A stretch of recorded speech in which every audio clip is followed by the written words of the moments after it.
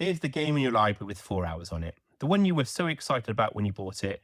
The one you've loaded twice since and not played for more than 20 minutes each time. You did not stop playing it because you lost interest.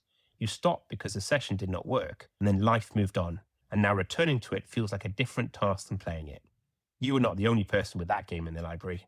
All of our libraries have a few games like this. This issue is not a willpower problem. The cycle of starting games and not finishing them has a structure. 3 specific reasons it happens, and once you can see the structure, you can do something about it. The 3 reasons are a hook to cost mismatch, a fantasy schedule problem, and a re-entry wall. Understanding them tells you where in the cycle you are and what to do about it.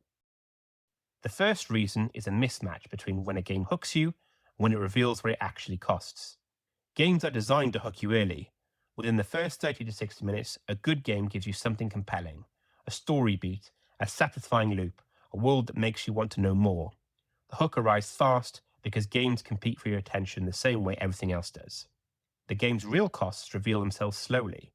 What the game actually demands per session, how much attention, how much time, how much memory of the last session.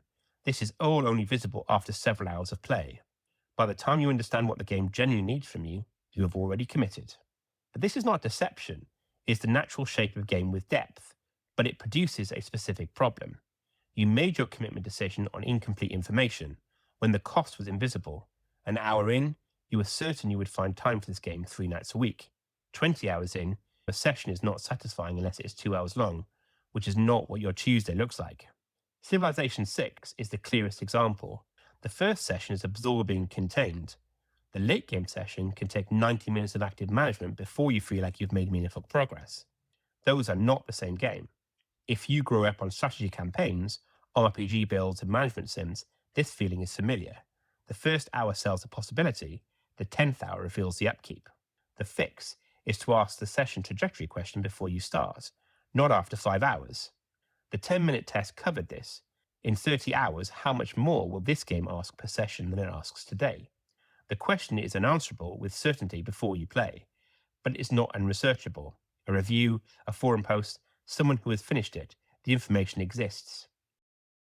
The second reason is one most people confuse with the first, and confusing them is how you end up starting a good game at exactly the wrong time. You are choosing games for the version of yourself that exists in ideal conditions. That version has 2 free hours, full attention, a quiet room and no interruptions. They do exist.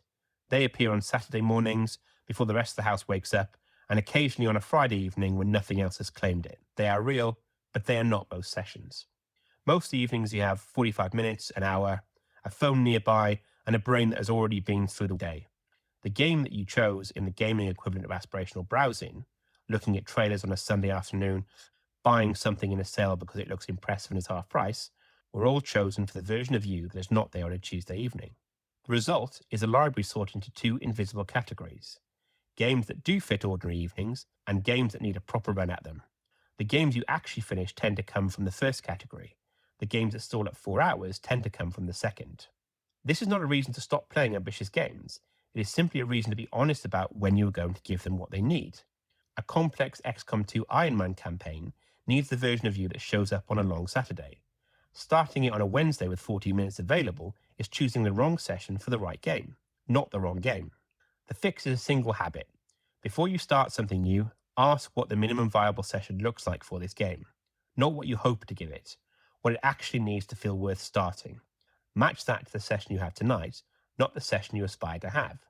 The third reason is what happens when you do not do that, and you put the game down once and now you're trying to get back in.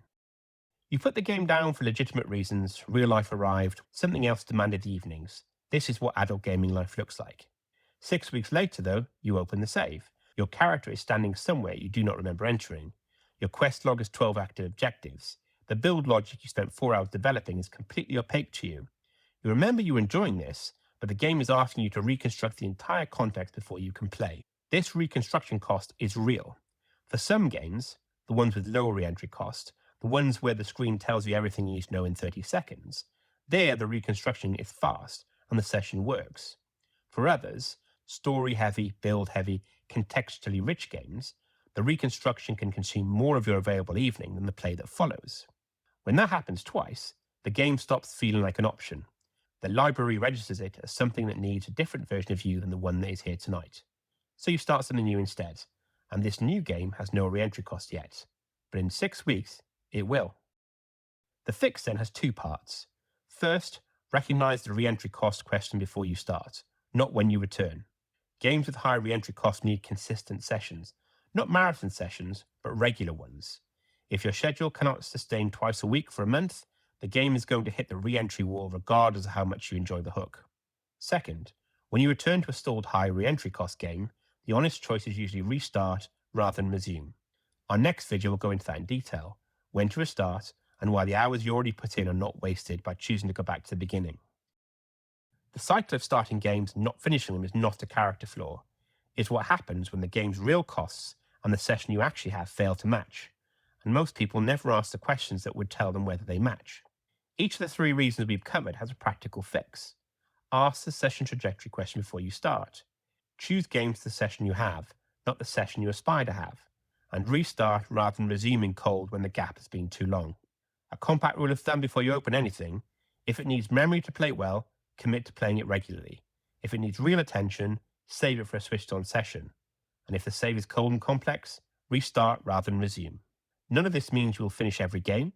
Some games stop being the right game before they are over, and putting them down is the correct read on whether the fit still works. But the 4-hour games that have been sitting in your library for 2 years, the ones you genuinely want to play but keep not playing, they are probably there for one of these three reasons. Name the reason. Do not start the biggest game in your library because you feel you should. Start it when the week can support it. Tonight, choose the game whose session actually fits. Remember, the game has not failed you, it's just that the match has not been made yet.